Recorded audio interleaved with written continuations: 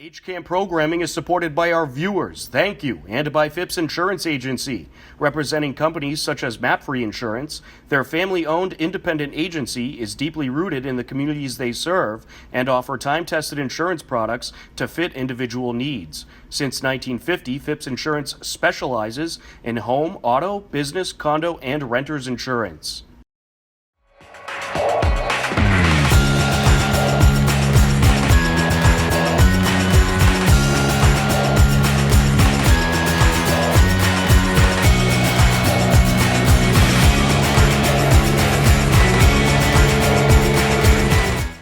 Hello, everyone, and welcome to today's edition of HCAM News. I'm HCAM News Director Tom Nappy, here to fill you in with what's happening in Hopkinton.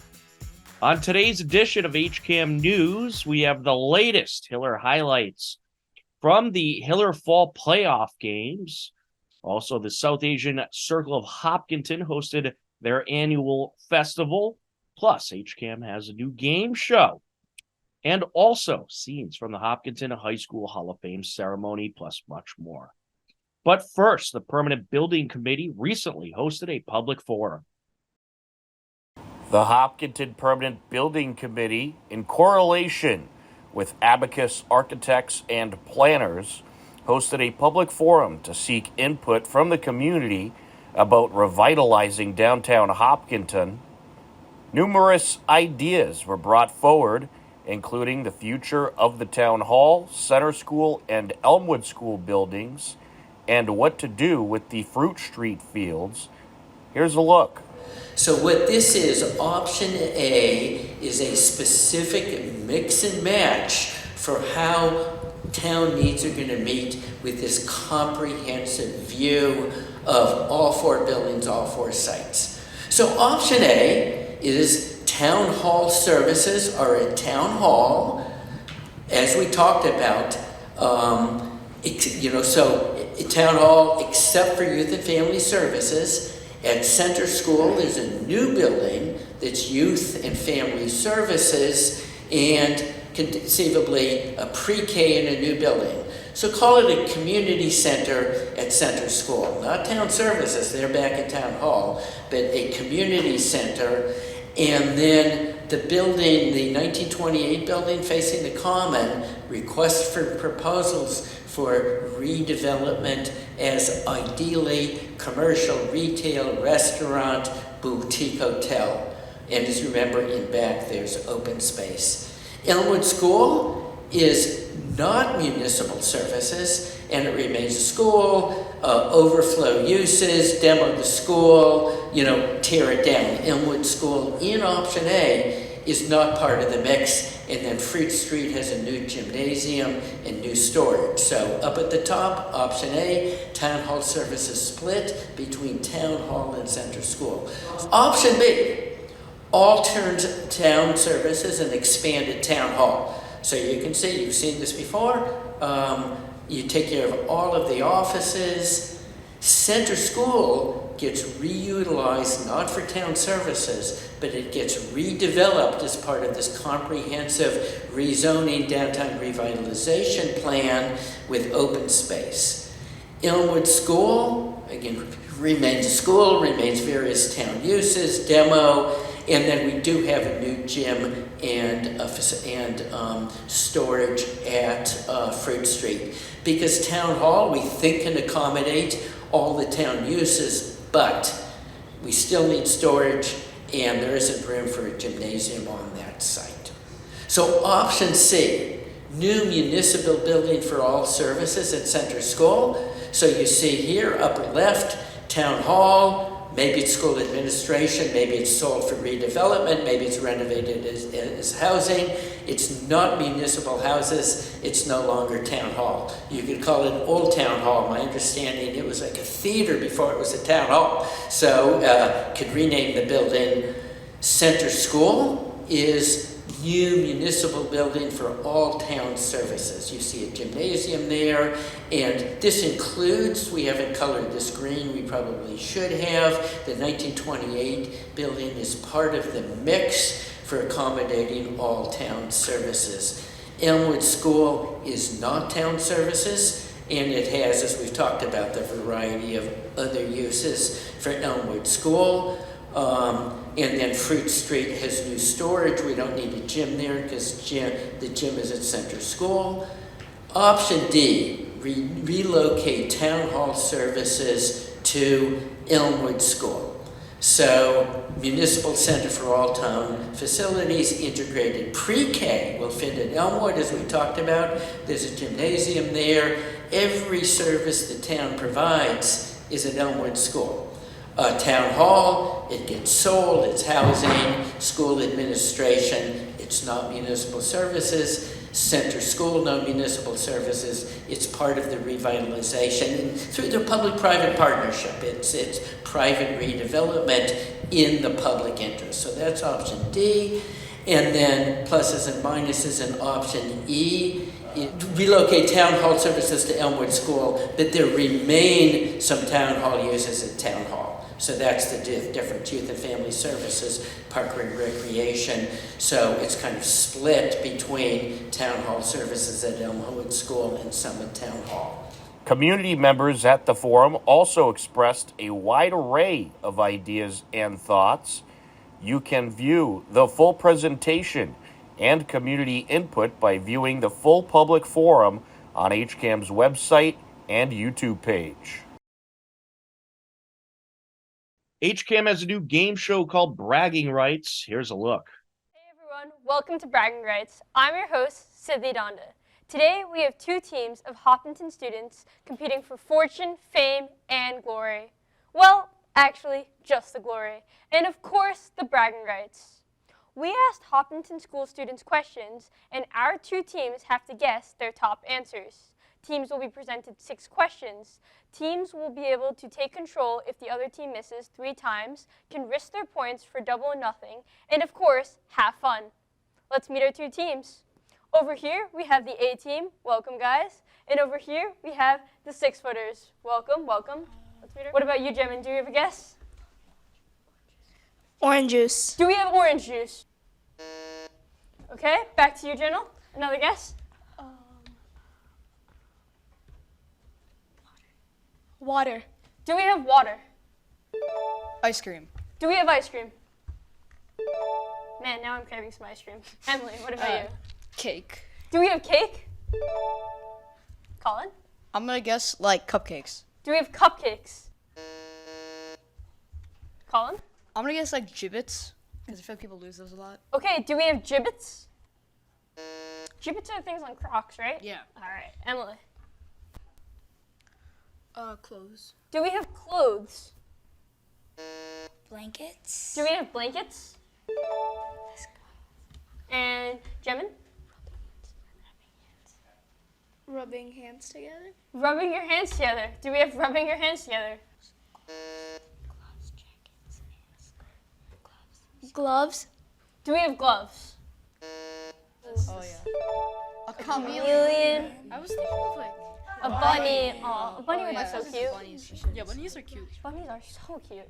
So All right. fluffy. Good work to both teams this game. The winner is the 6-footers. Congratulations, guys. Woo! We're going to take a quick time out. You're tuned into HCAM News. Don't go anywhere. HCAM News is supported by our viewers and by Hopkinton Drug, located in this historic New England town since 1954. They are a multifaceted store dedicated to providing clients with an array of healthcare options.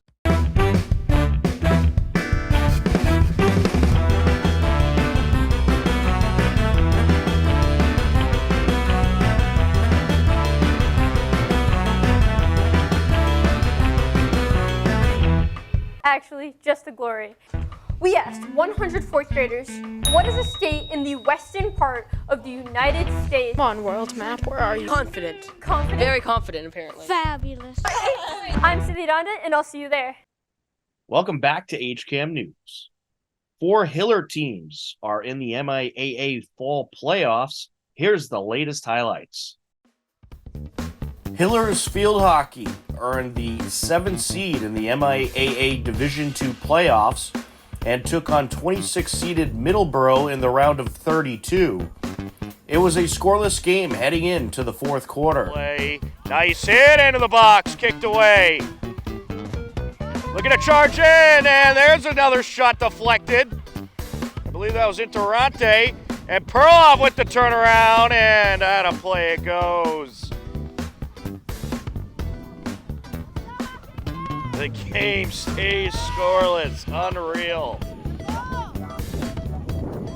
Block.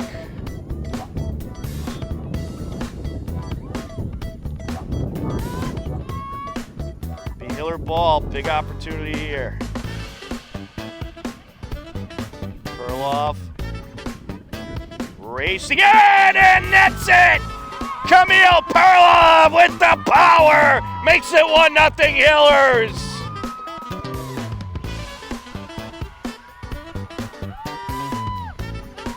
The score comes at 10:54 left to go in the game.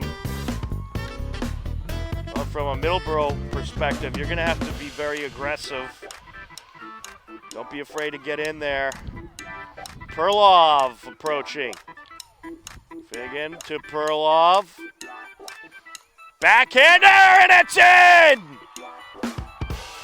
Another unbelievable goal by Camille Perlov. Camille Perlov nets a pair of goals to help the Hillers to the 2-0 victory over Middleborough. Hillers advance to the round of 16, where they will host Doherty. Game takes place on Tuesday, November 7th at 5 p.m. Hiller girls volleyball also earned the 7th seed in the MIAA Division II playoffs. They hosted 26th seeded Westwood in the first round. Steve Sweetapple and Matt Clancy were on the call. Good, sir. There we go. Nice job, Elsa. Takes the first set, 25-19. Man, that serve just dives. That's it. Hopkinton takes the second set, 25-16. Girls against 24-22. Hillers down 2 here late in this third set. Hopkinton up 2-0. One at a time, Yavi. Sends it to the backcourt. Favaka's there. Go to the middle. That's man. it. Westwood takes the third set, 25-22.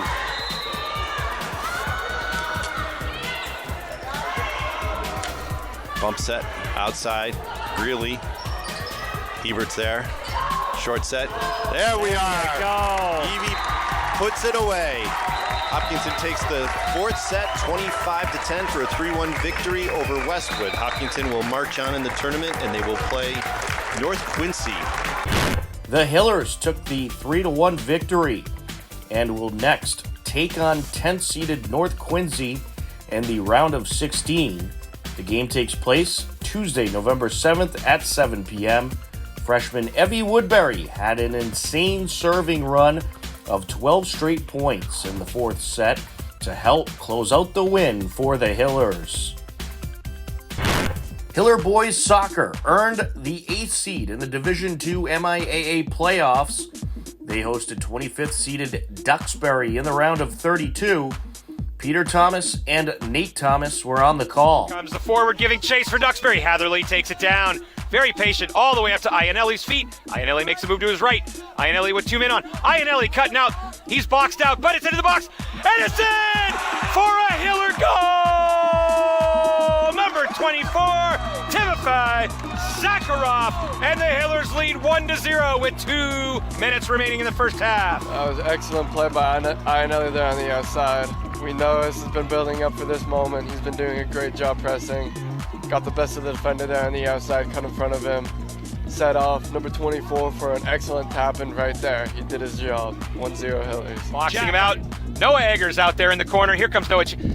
Owen Champlin standing him up. Good defense by the Hillers. Into the box. It's a cross. But it's cleared away by the Hillers. To the on-rushing number 5. Duxbury scores. Ben Cleland with a volley. And Duxbury evens the game 1-1 with less than 2 minutes remaining in the first half. It was a 1-1 game heading into the second half. Right side to his brother. The other Bilobreski grabs it. Drew Bilobreski down with a tap to Owen Champlin. Owen Champlin with the ball into the box, into the middle. Iolik's waiting. Iolik shoots and scores! It's a goal for the Hillers. Jack Iannelli brings it up to 2-1 with 3 minutes into the game. What an incredible strike that was. That was a great combination on the edge right there between Bilobreski and Owen Champlin. Owen Champlin put a beautiful ball in the box there and a little flick on by, I believe, number 24, who had the first goal for the Hillers. This time to his assist to Jack Iannelli, who put a perfect ball over the keeper's head right in the top of the frame. Just a reminder, folks, this is MIAA round of 32. This is a do or die situation for both teams. Ball comes in for Bilobreski. It's cleared out, and it's Flina. It's a goal! Drew Bilobreski just past the hands of Owen Silva to give the Hillers a 3-1 lead, and the sideline erupts. The Hillers pull away and take the victory 3-1. Tim Zakharov, Drew Bilobreski, and Jack Iannelli net goals in the win. Hillers next host 24th seeded North Attleboro on Wednesday, November 8th at 4:30 p.m. Hiller girls soccer earned the 3rd seed in the Division I MIAA playoffs. They hosted 30th seeded Plymouth North in the round of 32. Peter Thomas and Nate Thomas were on the call. Recupero looking for Joe, right to Joe's feet, turns, shoots, deflected. But here comes Marin O'Connor with a step to the left, step to the right. She scoots and she scores. It's a goal for Marin O'Connor. What a tremendous shot. All she had to do was find some daylight. Hillers led the game 1-0 heading into the halftime break. Squaring up that defender off her right shoulder. She's taking a look. She makes a move to her right. Madison Recupero finds some space. Madison Recupero looking for Joe DuPont. Madison dips it off to Nina TZ. Nina TZ with a shot, and it's a goal! Nina Zuganatis in the 14th minute with an absolute banger to the top post. McKenna Foley for the Eagles. Here comes the corner kick. Ball's in. It's long. It's in for the goal. Oh, it's a goal for the Eagles off that corner kick, off the far post, and the Eagles bench erupts. They are thrilled. It is now 2-1. Here comes Alex Clark streaking up. Looking to find her sister, Georgie. She does at the top of the box. Georgie turns. Georgie open, left, and shot. It's a goal for Georgie Clark. She gets her 19th of the season, and a sister-to-sister combination there. Wonderful strike. The Hillers take the win over Plymouth North 3-1 and advance on to host 14th seeded Arlington on Wednesday, November 8th at 6:30 p.m. Myron O'Connor, Nina Zuganatis, and Georgie Clark net goals for the Hillers in the win. The South Asian Circle of Hopkinton recently hosted their annual festival. Here's a look.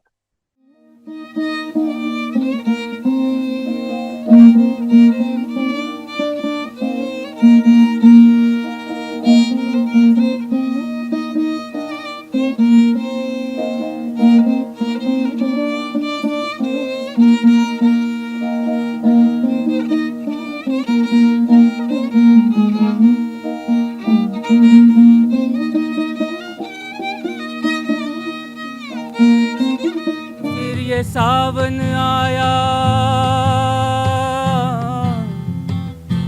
और फिर ये सावन आया आग लगाई हाय लंबी जुदाई 4 दिनों का प्यार और रबा बड़ी लंबी जुदाई लंबी जुदाई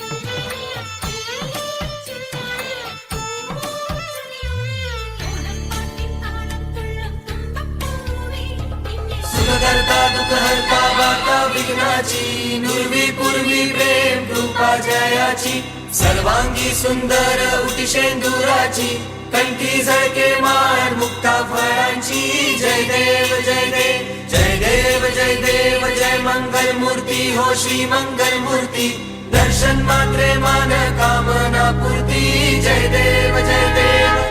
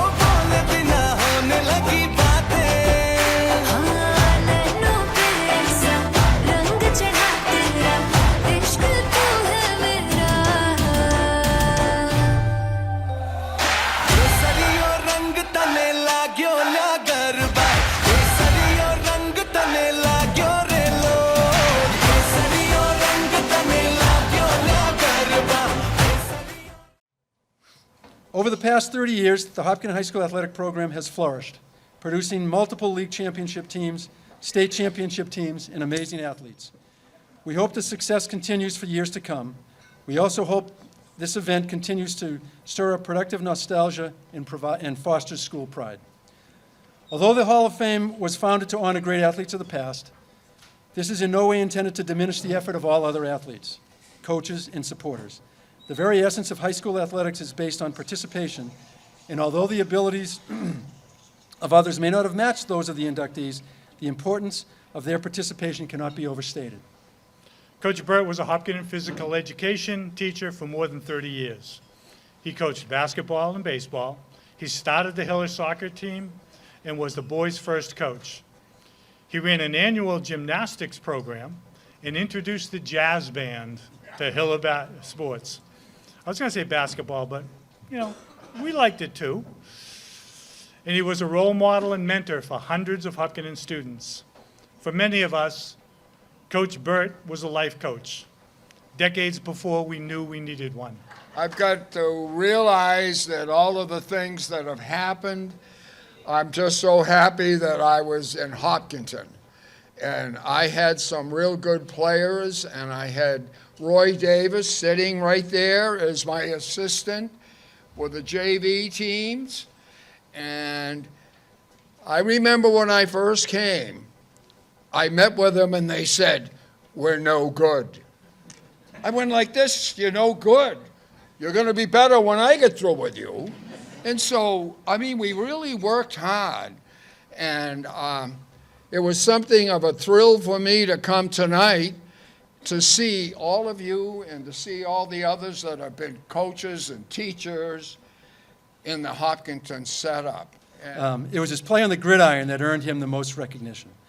He was the halfback and captain of the undefeated 1947 football team, the second undefeated football team in Hopkins history. Quoted Coach Welch, "Dave Cross was our high scorer and the team's spark plug. He scored 90 points this season.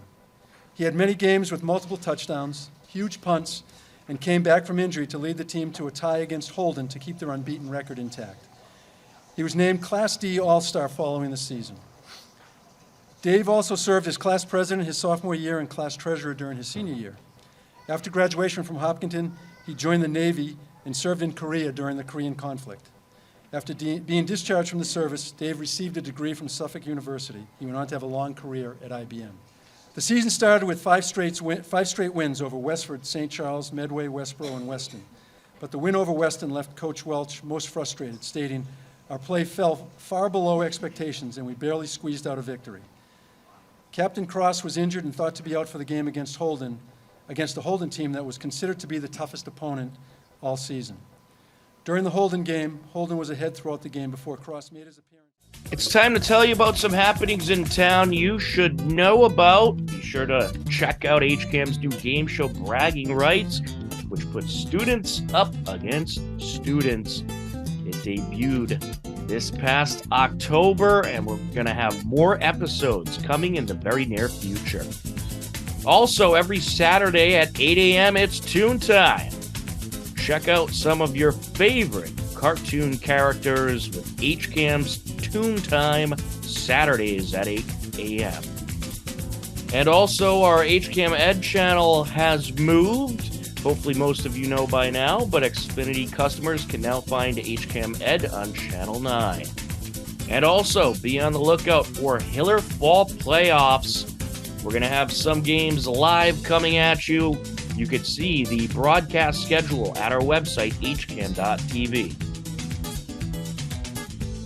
The Hopkinton Public Library continues to host their technology survey. They want to know what the community technology needs are. So be sure to fill out the Hopkinton Public Library Technology Survey, which goes until November 12th. You can do it by scanning the barcode or hop on over to the Hopkinton Public Library website to find out more information. Our pictures of the week. Here is Hiller Girls Field Hockey as they get ready for Doherty in the round of 16. We'll have highlights from this game on the next edition of HCAM News. Also, Hiller Girls Volleyball getting ready for their round of 16 battle. We'll have highlights from Hiller Girls Volleyball round of 16 action on next week's edition of HCAM News. Upcoming town government meetings include, very important, Monday, November 13th at 5 p.m., a special town meeting will take place. Be sure to come get your voice heard and vote at the special town meeting on Monday, November 13th at 5 p.m. It'll also be live on HCAM TV. On Thursday, November 16th at 7 p.m., we'll have the school committee meeting live on our HCAM Ed channels. To view all upcoming town government meetings, head over to hcam.tv/gov. And for more information, you can go to the town's website at hopkintonma.gov. Believe it or not, we're out of time for this edition of HCAM News. But don't worry, next Wednesday at 6:30 p.m., we'll be back. For everyone at HCAM, I'm Tom Nappy. As always, thank you for watching. Take care. Enjoy the rest of your day. We'll talk to you again soon. Goodbye, everybody.